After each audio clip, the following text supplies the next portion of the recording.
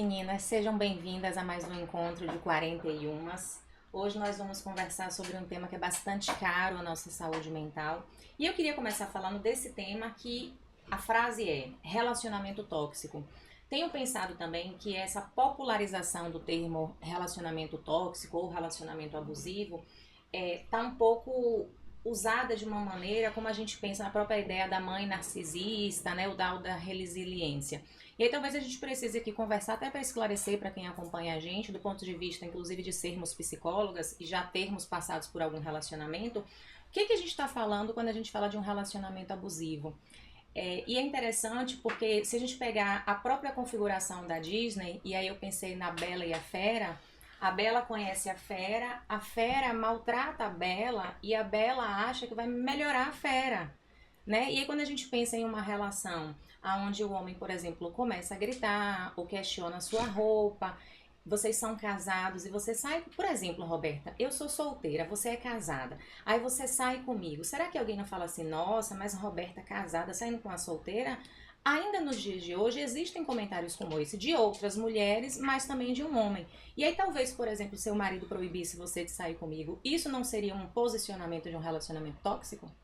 Seria um posicionamento de um relacionamento tóxico, mas seria algo impossível de acontecer. Muito bem. Pra deixar claro, né? Pra deixar claro, seria algo impossível. Inclusive já saímos. Inclusive já saímos algumas vezes, né? Vezes. Inclusive pra shows, enfim, né? Estávamos lá. Eu acho que tem isso, né, do relacionamento tóxico, do relacionamento abusivo, uma diferença, assim, importante a gente pensar. O relacionamento abusivo, existe uma ideia do poder na relação, né? Alguém que detém um poder, e esse poder pode estar relacionado, quando a gente fala em relacionamento abusivo, em vários aspectos, a um poder, inclusive financeiro, né? Ao poder emocional, ali tem várias questões. Os relacionamentos tóxicos, eles podem acontecer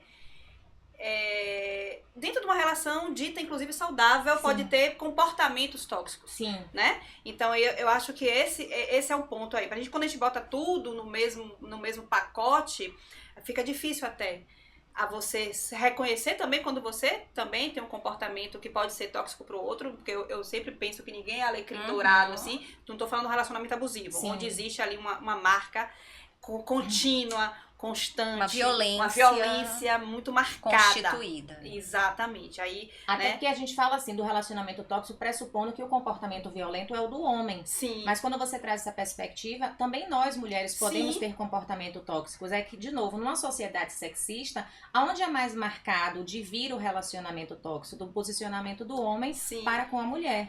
Porque a gente tá falando aqui, né, de relacionamento tóxico em relação a casal, que você trouxe aí. Eu achei, inclusive, só um parênteses, você bem junguiana, trazendo um exemplo de contos, tá? Então, gostaria de dizer. Eu sou psicóloga, né? Mas como terapeuta cognitivo comportamental, eu também entendo que todas as psicologias contribuem para a nossa saúde mental. Então, né, trazendo pro relacionamento, existe essa idealização que tem a ver com o amor romântico também, que a gente tá lá, ele é malvado, mas vai ficar bom porque não encontrou a pessoa. Eu, né? sou a mulher. Eu sou a mulher. Eu sou aquela que vai dar o jeito naquilo, e a gente acaba. Por isso que começa gritando. Você acaba entrando nesses relacionamentos, né? Porque você, no fundo, também existe ali algo que te faz. Cola com você, gente. Né? É lógico. Cola ali. E isso é difícil. É muito difícil saber por que cola. Às vezes cola não é porque a pessoa ela quer colar, digamos assim, por causa dessa questão social que você trouxe, Lu. Uhum. E aí a gente acha que é ali mesmo, né? Então... E aí, quando você trouxe a Bela e a Fera, eu tenho que lembrar, gente, que a Bela e a Fera sempre foi o meu favorito. Eu era a Bela, assim, eu fui pra Disney, a única coisa que eu trouxe foi uma xicrinha da Bela e a Fera. Eu trouxe um caderninho, né? São muito então, assim, e demorou muito tempo, inclusive, pra eu achar a identificação onde, de certa forma, eu me colava a Bela, né, a esse contexto aí da salvadora. Sim. Então, inclusive, eu precisei entrar num relacionamento complicado e ocupar esse lugar e conseguir desocupar depois, né, para ver que a gente às vezes se coloca nisso. E aí, acho que quando Beta traz, né, existem violências, microviolências que acontecem, né, e que acontecem de dois lados. A gente acaba vendo e acaba sendo mais comum a violência sobre a mulher, Até porque a mulher, socialmente, ela tem se constituído aí muito mais enquanto vítima mesmo, né? Pela sua posição social. Mas quando a gente pensa nesse caráter abusivo e nesse caráter tóxico, eu digo que a toxicidade, né? Ela vem quando você deixa de ser uma pessoa que você gostaria de ser, sabe, naquele relacionamento. Não só porque o outro lhe coloca ali, mas porque você passa a se colocar também naquela posição de submissão, naquela posição de se achar maluca, né, de questionar a sua própria existência, a sua própria identidade. Então, mas, de novo, como eu disse, a gente não entra nisso à toa. E pegando assim, né, Beta, porque a gente tá falando da questão feminina, mas assim, existem relacionamentos homoafetivos entre mulheres onde também há toxicidade. E entre os homens também. E entre os homens também, né? Então, claro, tem a questão social relacionada ao gênero, mas tem outros elementos que entram nesse processo, né? Eu falei, acabei não completando, a gente está falando de relacionamento afetivo, mas nos relacionamentos, de maneira geral, pode existir toxicidade no relacionamento de amizade, no profissional, mãe e filho, né? Então, e isso existe, tá ali. Às vezes a gente relações de trabalho. Relações de trabalho. Às vezes a gente está fazendo esse papel sem perceber, né? Ou sem se dar conta de que isso está afetando o outro dessa maneira. Com o filho, quando a gente brinca hoje, né? Você não é todo mundo. Mas quando a gente ouve isso pela primeira vez, não é fácil. Ou tipo, você também não faz nada, eu só tô pedindo pra você lavar o prato. Eu vou aqui, faço tanta coisa, que é um discurso bem mãe, bem latina, aquela coisa, né? Eu faço tudo por você, você não pode lavar um prato. Isso você tá sendo tóxica naquele momento com seu filho. E aí essa questão do tóxico vem da gente não aprender a conversar. Quando a gente fala hoje da educação não violenta, né? O que seria educação violenta?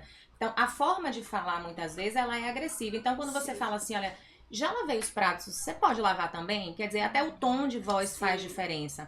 Quando Roberta falou das microviolências, e nenhum relacionamento ele começa abusivo, nem o de mãe, pai, de filhos, de amigos, e o conjugal também não. Aí, de novo, a gente não tem como fugir do amor romântico. Como a gente foi criado na cultura do amor romântico, eu acredito que eu vou encontrar no outro um tudo. A completude, né, vai ficar comigo, o amor, aquela ideia de felizes para sempre. E talvez nesse processo aí da estagnação, da relação, a pessoa vai se mostrando que não se conheciam, não se conheceram no Tinder, vamos dizer assim, né? Tá vendo? Não tinha lá o cardápio antes, dizendo. E aí começa a se mostrar, e aí de fato a mulher muitas vezes ela se despersonaliza para se encaixar no casamento, para agradar o homem.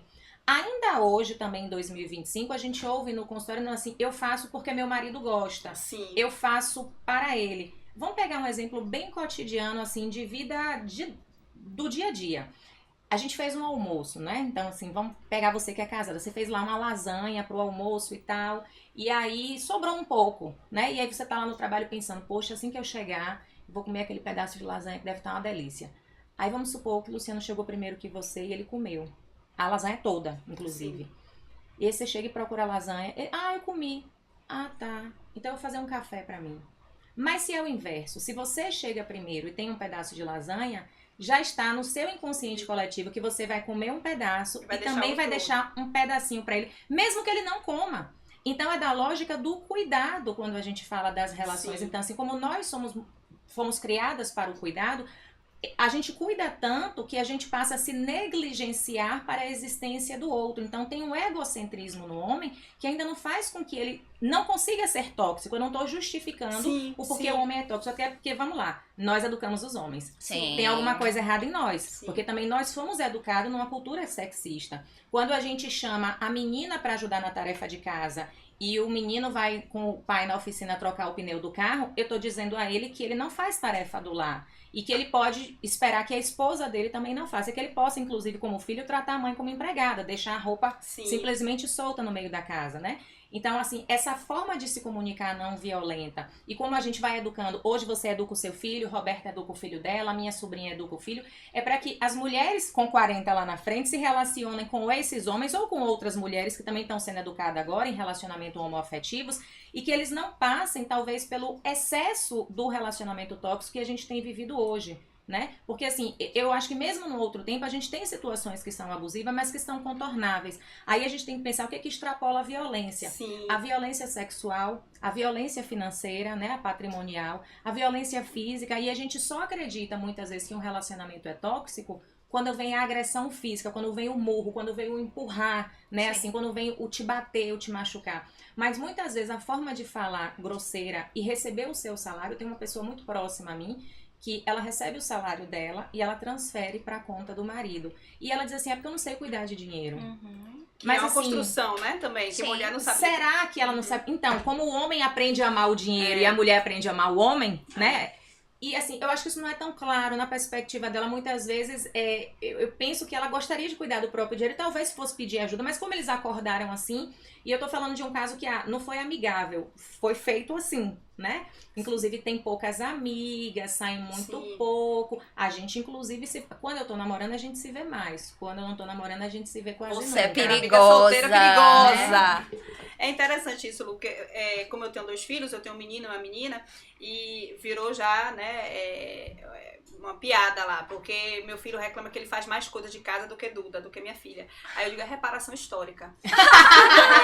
Questão de reparação histórica. Aí ele fica, né? Eu falei, ela sabe porque... aí ele fala, agora nas férias.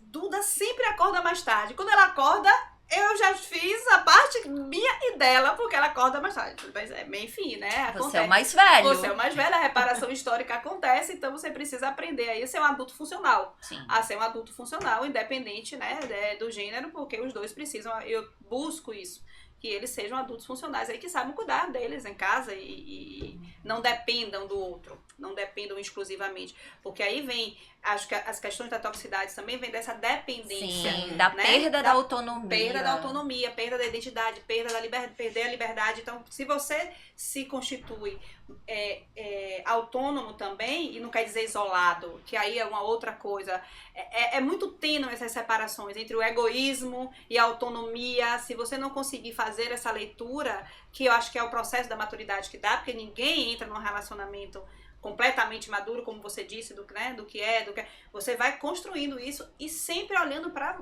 você nesse sentido, para entender quem é você, até onde você vai, o que é que o outro vai também, onde é que vocês podem caminhar juntos, né?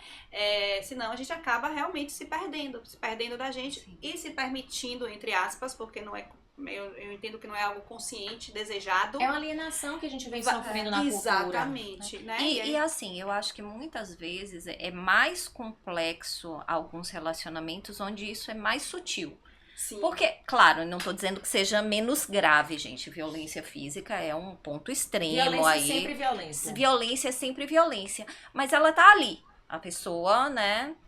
Claro, alguns não terão consciência, mas essas microviolências, né, esses relacionamentos sutis. Então, você falou muito do falar, da agressão verbal, mas o silêncio às vezes é muito violento. O silêncio é uma tortura psicológica. Né? O silêncio às vezes é muito violento, o desacreditar, o descrédito. Então, assim, você tá falando alguma coisa, não, mas não é assim, não. Coisa da sua cabeça. Você tá maluca. Exato, né? O não dar voz, o não permitir, isso também é muito complexo. E às vezes demora para se perceber. Porque assim, sempre foi assim. Eu já vi tantas mulheres passando por isso, elas não reclamavam.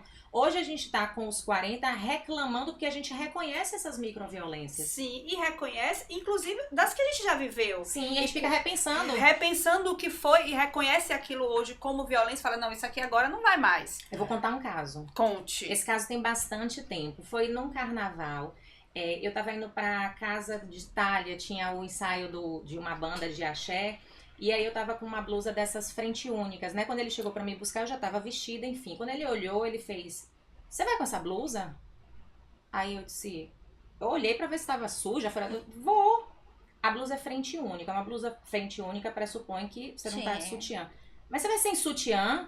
Eu disse, é porque a blusa é frente única. E aí você já vai falando assim, né? Sim. Nós fomos à festa, eu fui com a blusa. A questão é que isso se tornou um problema na festa, mas um problema tão grave que nós fomos expulsos da festa, porque teve uma briga na festa. Sim. E eu me lembro que quando eu sentei na calçada da casa de Itália, assim, eu chorei, Porque eu disse, Você se eu sentiu causei a briga. culpada. Eu fui o culpada, motivo dele ter sim. brigado com alguém que talvez, não sei, na cabeça dele deve ter me paquerado, mas eu não vi. Eu só tava dançando, sabe que na festa eu Sim. danço muito, pagode é a minha cara. Mas eu me lembro que eu chorei, sentei na calçada, porque assim, porra, por que eu não troquei a blusa? Quer dizer, naquele momento eu não troquei a blusa, né? Fui imperativa, Sim. mas ainda assim depois eu tive o sentimento de culpa de ter causado, e não causei a situação. Mas acredite, eu só tive essa noção depois na terapia que eu não tinha causado a briga. E de fato eu não causei a briga. Sim. Sim. Mas a alimentação do relacionamento tóxico, gente, basicamente é culpa. Exato. Né? O relacionamento ele se mantém e quando o outro que tá sendo ali abusivo, ele percebe, ele dá cotidianamente ali pra você pequenas doses de culpa, né? Por quê? Porque a culpa faz você não sair daquele lugar. Faz você se sentir sempre responsável por E você por vai se aquilo. diminuindo. E você vai se Pra diminuindo se- pra pra caber. manter. Pra E caber se é ali. casada, você vai se diminuindo pra manter o casamento. Porque tá Isso. difícil lá no mercado e não sei o que, eu vou me separar. A ideia da culpa da separação. Se você está num relacionamento que ainda não é casamento, mas assim, mas ele vai se ajeitar, né? E aí existe uma retroalimentação desse Isso. processo. E isso, né, de você retroalimentar, talvez entendendo que aquele modelo, entendendo que aquilo é o seu lugar, quando você começa a entender isso e como você fez essa análise depois da sua terapia e tal, aí você já reconhece nos outros relacionamentos quando isso começa a acontecer. Porque existem sinais que são dados ali, né? De te afastar das amizades, de te afastar das pessoas, de dizer, olha, não, eles estão falando isso porque tem inveja, porque é o nosso relacionamento, porque ela é solteira, então, não, né, é por Inventar isso. uma fofoca. Inventar fofocas, Sim. né? Afastar da família. Então, são elementos que vão acontecendo ali. E falar da sua fragilidade. Tipo, ninguém vai gostar de você como eu gosto. Você fala, e esse aqui é o quê? Um elogio, né? Você não percebe, ai, realmente, Porque ele é a mulher muito tem uma amado. demanda de amor tão grande que a gente seduz, Isso, né? sim. Porque somos a ideia do amor romântico. Por Sim. isso que a gente tem uma demanda de amor. Se a gente não fosse educada do amor romântico, a gente ia aprender a amar. Sim. Mas não a amar qualquer coisa. A gente precisa escolher o que ama. Mas ainda não é dado à mulher na sociedade escolher o que ama, tem que ser imposto. Eu acho que a gente está num processo de construção, né? Sim. Os feminismos têm trazido isso pra gente, a possibilidade de se reconhecer, o ser enquanto indivíduo. Porque nós somos educadas para quando estamos num relacionamento, e aí seja ele homoafetivo, mas muito mais nesse contexto heteronormativo, de eu me junto no outro, ou então para o outro existir, eu tenho que me diminuir. Sim. Sim. E acho que tem a ver com essa ideia que a gente cresceu também, né? A tampa da panela, a metade da Sim. laranja, né? Então, assim, eu sou incompleta, o outro vai me completar. Até Então, porque normalmente essa pessoa, né, o abusador, ele não é abusador o tempo todo. Não. É, tem Tem as muitos fases. é, É isso que a fases. gente fala de relacionamento, que você continua no relacionamento, mas você alterna. né? E tem momentos que ele vai dizer ali que você é maravilhosa, que você é a mulher da vida dele, que ele não sabe viver sem você.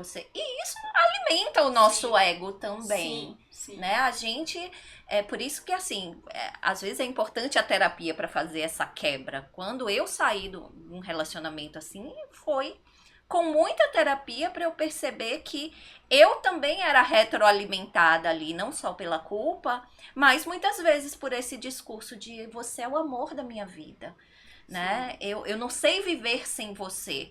Até que eu parei para pensar, gente, alguém que não sabe viver sem mim não é uma coisa legal, né? Uma Pesado, coisa é pesado. perigoso. É uma responsabilidade muito grande, né? Eu não quero alguém que mate e morra por Sim, mim, sabe? sim. Isso.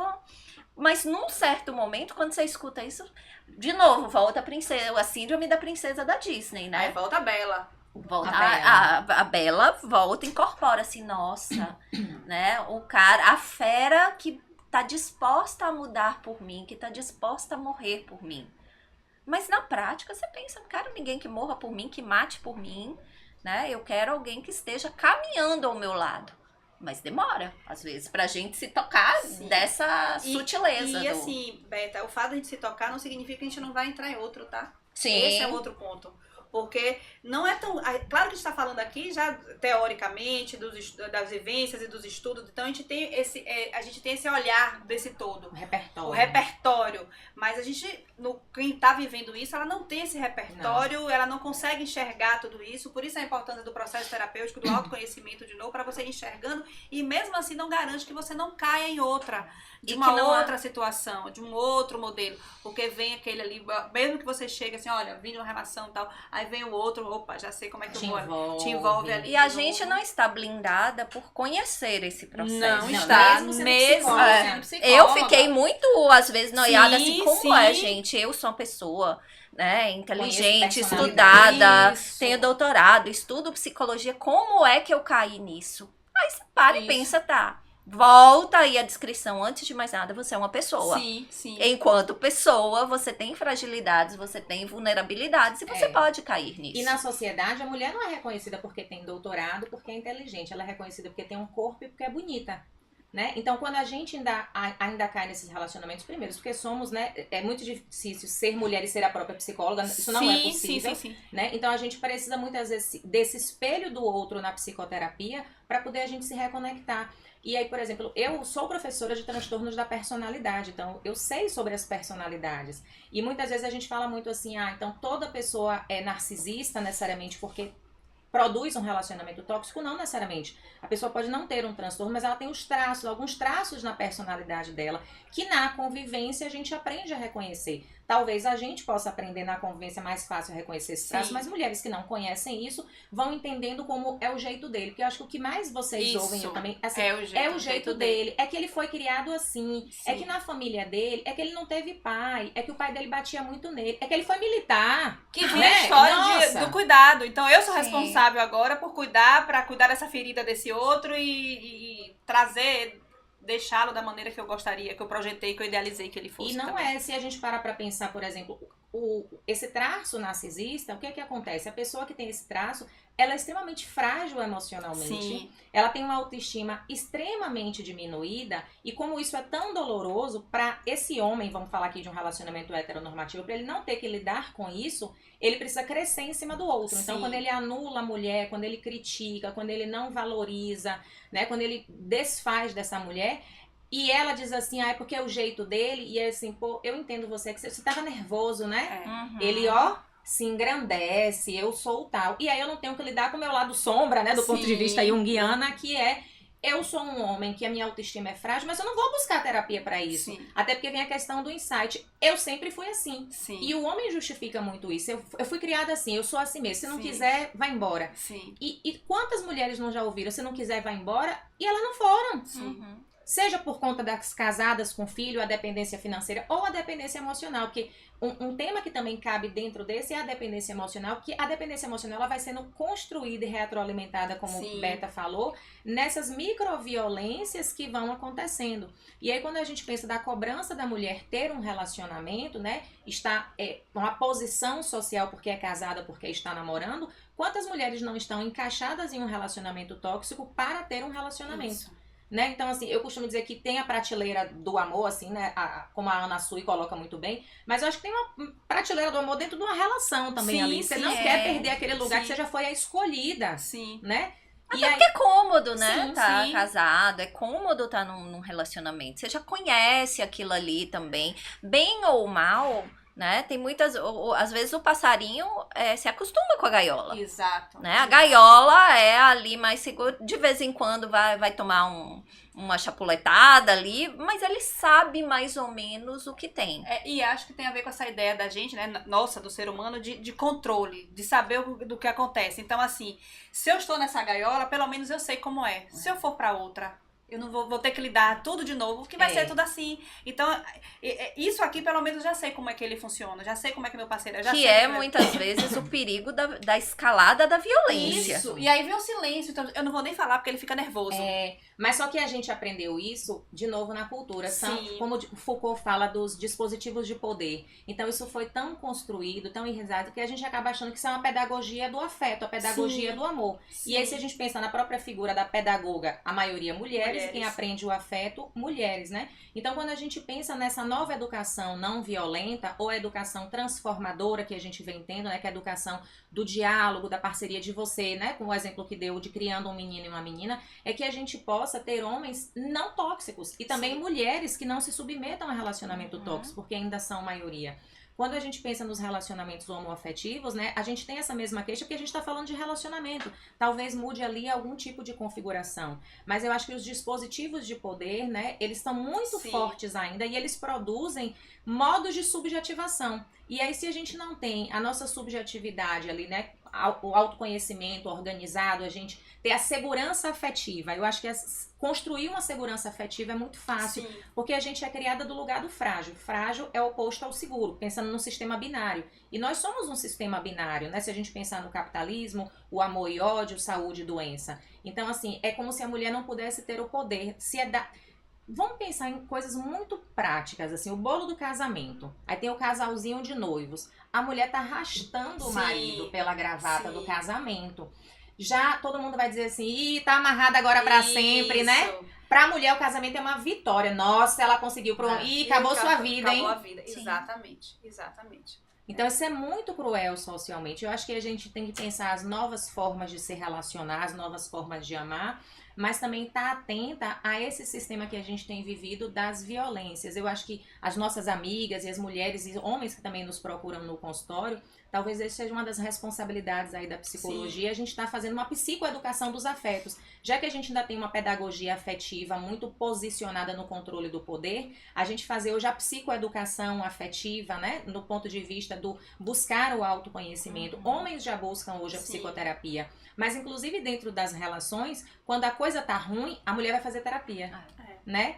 Quando o casal vai fazer terapia, o homem participa de algumas sessões, depois ele dá um jeitinho de indo pra ela ficar. Não é porque no fundo é ela que precisava. Então isso é também uma pequena violência. Então essas novas formas de se relacionar, elas estão sendo construídas e reconstruídas nessa geração. E que assim, a gente não pode afirmar que vai ter um resultado do ideal, né? Porque é uma construção o tempo inteiro. Então a gente vai reconfigurando, porque também para sair dessa idealização. Então eu vou encontrar um relacionamento. O alecrim dourado. O alecrim dourado, porque, de novo, eu também não sou alecrim dourado. Ninguém é esse alecrim dourado. Então a gente também tem que entender que isso é um processo. E é um processo contínuo, movimento.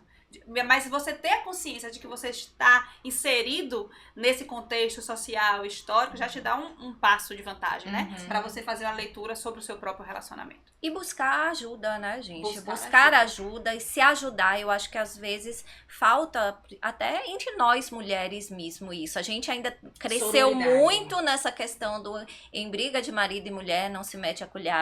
Eu tô vendo ali que a minha amiga tá num contexto de relacionamento que não tá legal, mas foi a escolha dela. Tá, é a escolha dela, mas às vezes ela não tá conseguindo ver, ou ela tá vendo e não tá conseguindo sair daquilo, né? Então, às vezes, falta alguém chegar e falar, ó, quer uma ajuda, né? Quer uma mãozinha, quer ser ouvida um pouco. Então, às vezes, é importante a gente também se meter um pouco nisso, sabe? Tanto que tem as campanhas, né, em briga de marido e mulher, hoje a gente mete a colher. Quando você fala, e pra gente já um pouco encerrar essa conversa e abrir novos diálogos sobre as 41, as mulheres acabam sendo incentivadas à competição. Sim. Né? Se a gente é incentivada à competição, pra que eu vou me meter? E aí quando a gente traz hoje essa educação não violenta e pensar no autocuidado, é a gente valorizar as redes de apoio. Eu acredito que um dos fatores mais protetivos para a gente perceber se está num relacionamento tóxico e buscar uma ajuda do ponto de vista da psicoterapia é a rede de apoio, são as amigas, né? Só que aí, enfim, a gente também vai ter talvez amigas que estejam muito adoecidas em relacionamentos tóxicos, né? Então existe também uma retroalimentação desse processo. Porque uma das coisas que no relacionamento tóxico a mulher abandona são as amigas e a família, né? Por que ela abandona? Porque é a rede protetiva. Então o agressor, ele fica aqui manipulando a situação. Mas é isso, olha... Eventualmente, se você está assistindo a gente, percebeu algum sinal de que você está vivendo um relacionamento tóxico, busque ajuda hoje. Não significa necessariamente que hoje você vai terminar seu relacionamento, mas que você pode repensar seu relacionamento, né? É sempre possível não viver um relacionamento tóxico. Eu acho que a gente também já tem experiência de não ter vivido relacionamentos tóxicos e é muito bom amar. Agora a gente também quer ouvir a opinião de vocês, o que vocês acharam. Estão em relacionamento abusivo? Como saíram? Como é que tá a relação de vocês? Comentem e a gente se vê nas redes. Obrigada, meninas. Foi um prazer. Obrigada, beijo. Beijo, gente. Até a próxima. Até.